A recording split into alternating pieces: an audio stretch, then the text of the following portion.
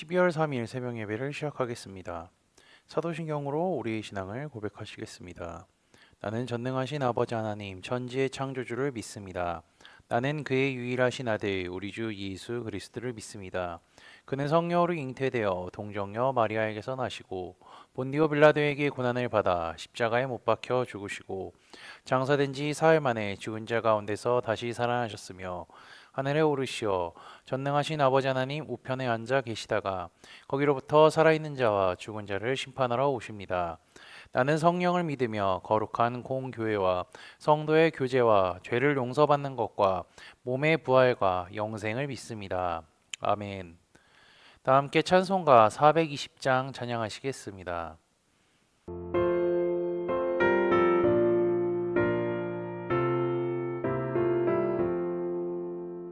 너 성결케 위해 늘 기도하며 너 주 안에 있어 늘 성경 보고 온 형제들 함께 늘 사귀면서 일하기 전마다 너 기도하라.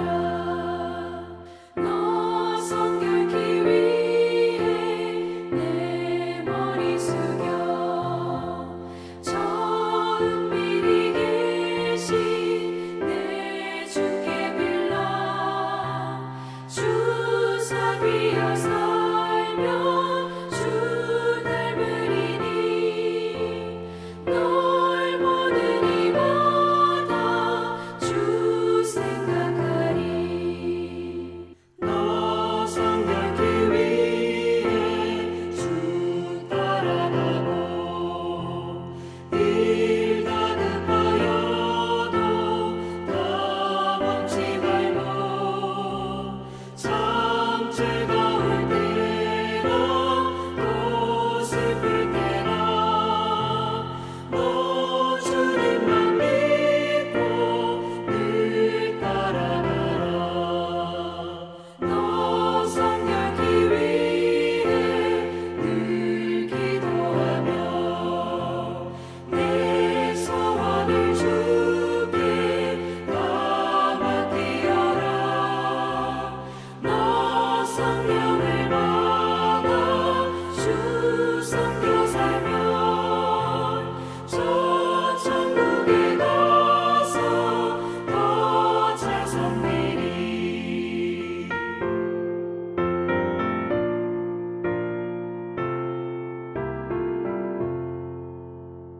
오늘 우리 공동체의 성경 읽기 본문은 창세기 3장 4장입니다.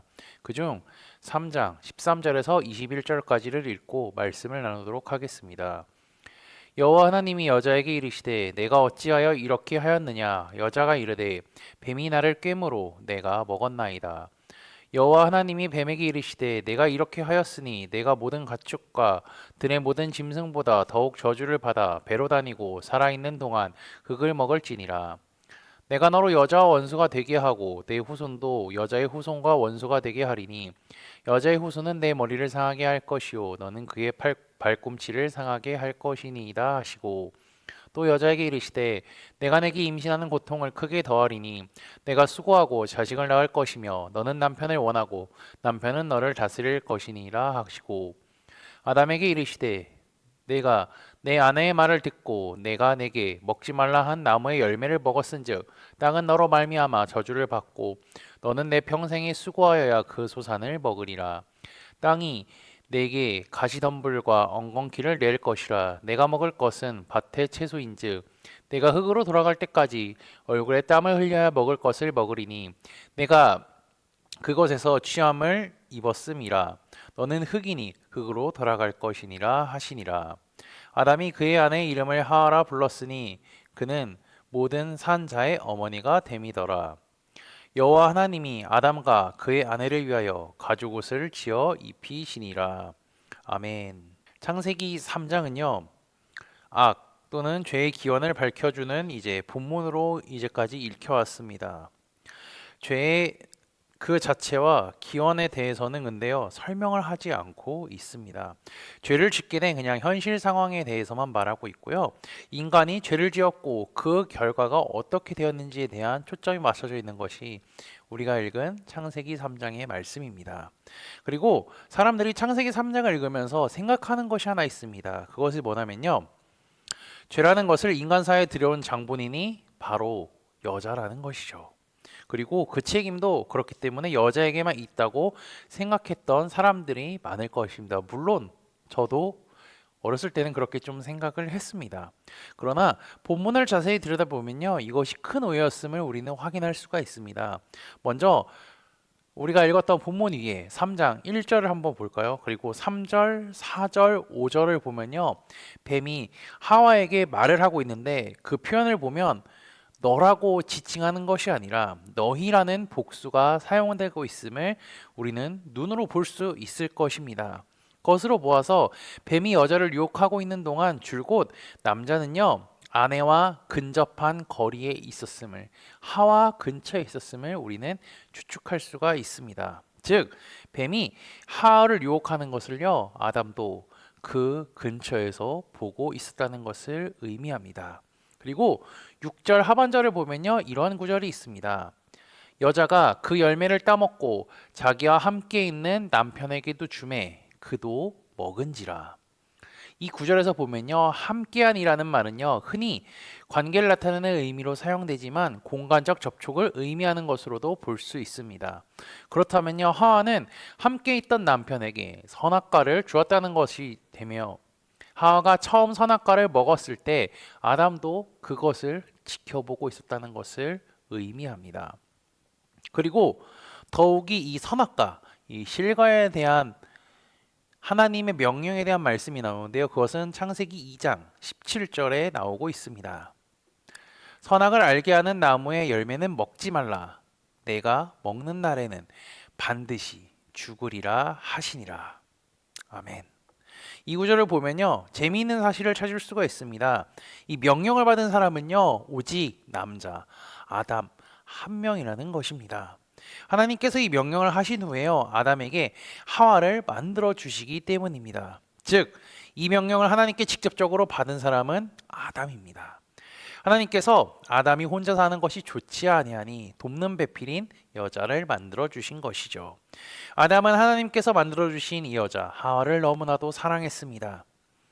그녀와 함께 에덴 동산을 구경했고요, 대화도 했고요, 하나님께서 베푸신 은혜를 누렸고요, 하나님이 만드신 자연에 대해 감사하며 그것에 나온 열매도 음식도 먹었을 것입니다. 그 와중에 동산 중앙에 있던 선악과를 바라보면서 하나님께서 저것을 먹지 말라고 명령을 했다는 것을 당연히 얘기했을 것이죠. 그런데 하와가 그 아담의 말을 잊고 죄를 범하고 있습니다. 아담도 그것을 지켜봤죠. 그럼에도 불구하고 아담은 가만히 있습니다. 아담도 범죄 현장에 있었음에도 불구하고요, 하와를 말리지 않고 그녀와 함께 하나님의 명령을 어겼고 그녀와 뱀의 유혹에 넘어가게 된 것입니다. 단지 이 주도권을 여자가 갖고 있었다는 것만 우리는 확인할 수가 있습니다. 남자도 여자와 더불어서 결국에는요, 공동 책임을 지닌 공범이라고 할 수 있는 것입니다. 하나님은 아담에게 직접적인 명령을 내렸습니다. 아담은 근데요, 그것을 방관했을 뿐더러 자신도 공범자가 되었기 때문에 하나님께 이러한 책망을 받게 되는 것이죠. 아담에게 이르시되 내가 내 아내의 말을 듣고 내가 내게 먹지 말라 한 나무의 열매를 먹었은즉 땅은 너로 말미암아 저주를 받고 너는 내 평생에 수고하여야 그 소산을 먹으리라.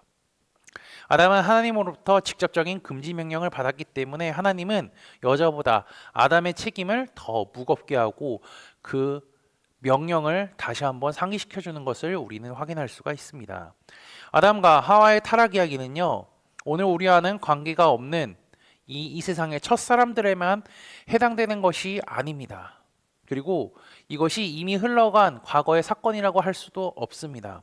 왜냐하면요, 아담과 하와가 죄를 짓고 하나님께 하는 행동 자체가 오늘 우리의 모습을 보여주는 전형적인 예시이기 때문입니다.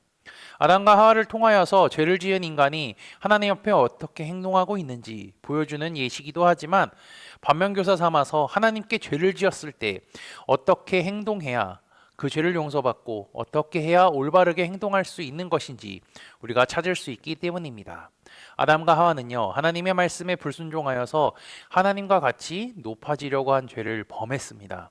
이러한 죄는요, 천지를 창조하시고 죄를 짓기 전까지 조화로웠던 관계가 이제 죄로 인하여서 파괴가 되는 것을 이제 불러일으켰습니다. 그럼 어떤 게 파괴됐을까요? 간단하게 정리하면 한 총 네 가지로 정리할 수 있는데요. 먼저는요, 하나님과 인간과의 관계가 단절되었습니다. 어제 제가 새벽 말씀에 인간은 하나님의 형상대로 창조되었기에 하나님과 교제할 수 있는 존재라고 이야기했던 것을 기억하고 계신가요? 이러한 인간이 하나님과 교제할 수 있는 인간이 죄를 지음으로 말미암아 하나님과의 교제할 수 있는 교제권을 박탈당하게 됩니다. 그래서 인간은 하나님의 얼굴을 피해 다녔으며 어떻게 했죠? 하나님이 아담을 불렀을 때 아담아 아담아 내가 어디 있느냐 불렀을 때 아담은 하나님 앞에 당당히 나간 것이 아니라 숨어 있었던 것을 우리는 기억할 수 있습니다. 그리고 더 나아가서 자신이 타락하게 된 1차적인 책임을 또 하나님께로 돌리는 행동을 하기도 하죠. 즉 이것은요, 하나님과 사람과의 관계가 깨졌다고 할 수 있는 것입니다. 그렇다면 두 번째는 무엇일까요? 인간 스스로에게도 자기의 분열이 오게 된 것입니다. 인간은 타락하기 전에는요, 스스로에게 부족한 것을 느끼지 못했습니다. 옷을 벗고 있어도 부끄러운지를 몰랐죠. 그러나 타락 이후의 인간은요, 자기 스스로 무언가가 부족하고 부끄럽다라고 이제 여기게 되어서 무화과 나뭇잎으로 몸을 가리기도 했습니다. 하나님을 떠난 인간에게 제일 먼저 찾아온 것은요, 자기 자신과의 분열, 거리감, 자기 만족의 상실이었던 것입니다. 그래서 하나님과 관계가 단절된 인간은 자기 자신과도 단절된다는 것을 의미합니다. 그리고 셋째로는요, 인간과 인간 사이의 관계도 깨졌습니다. 아담과 하와는 최초의 인간이며 그리고 최초의 부부였죠. 이들은 완전한 부부였습니다. 하나님은 이 둘이 한 몸을 이룰 것이라고 창세기 2장에서 말씀하셨죠. 하지만 죄를 지어서 타락하게 된 이후 아담은 하와에게 죄를 전가하는 것을 우리는 볼 수가 있습니다. 이는 최초의 부부싸움이라고 할 수 있고요. 최초의 인간과 인간 사이에서 발생하게 되는 갈등, 반목, 시기 등의 시발점이 되었다고 할 수가 있습니다. 마지막으로요, 인간과 자연과의 관계도 깨지게 되었습니다. 죄를 짓기 전에 인간은요, 원래 땅을 경작하기 위해 그리고 땅을 이제 하나님께서 위임하신 땅을 돌보기 위해 이제 지어진 존재였죠. 그런데 죄 지은 인간은요, 땅의 저주를 받게 되었습니다. 그 땅이 가시덤불과 엉겅퀴를 내어서 종신토록 수고하여야 그 땅의 소산을 먹을 수 있게 된 것이죠. 그리고 그뿐만이 아니라 자연재해도 동반하게 되었습니다. 가뭄, 홍수, 지진 등 이런 것으로 인하여서 인간이 이제 생명을 위협받기도 하게 된 것이죠. 결국에는 죄로 인해서 하나님과 인간과의 관계가 단절되기 시작하자 연쇄작용으로 다른 것들까지 단절되게 된 것입니다. 원래 세상은요, 하나님이 보시기에 어떠한 곳이었죠? 심히 좋았더라 라고 말씀하신 곳이었는데 이제는요, 그러한 세상이 아니게 된 것입니다. 하나님이 만드신 심히 보시기에 좋았던 세상이 이제는 그런 세상이 아니게 되었지만 하나님은 죄를 지은 인간을 향하여서 그냥 그들을 그만 보고 두시는 것이 아니라 은혜를 베푸시고 계시죠. 21절에 보니까 어떻게 되어 있죠?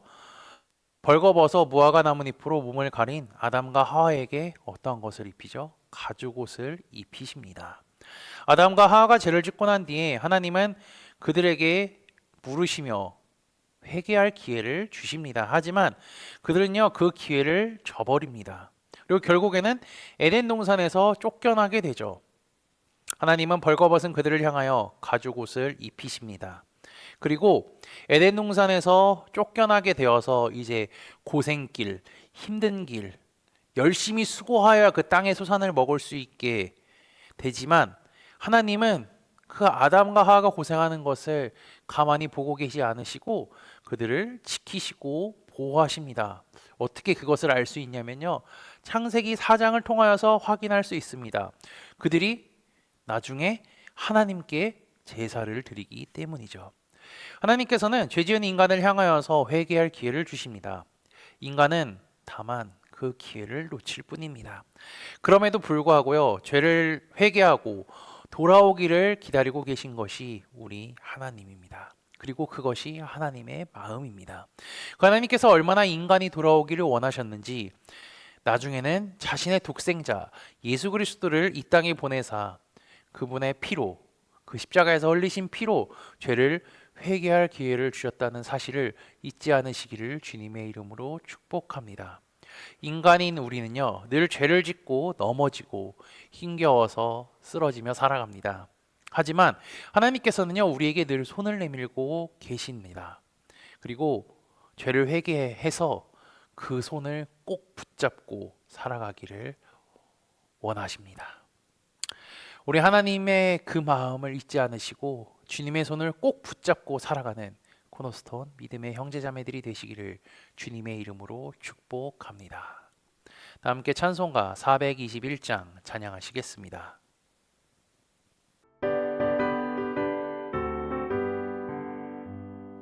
내가 예수 믿고서 죄 사함 받아 나의 모든 것 다 변했네. 지금 내가 가는 길 천국 길이요 주의 피로 내 죄가 씻겼네. 나의 모든 것 변하고 그 피로 구속받았네. 하나님은 나의 구원 되시오니 내게 정죄함 없겠네.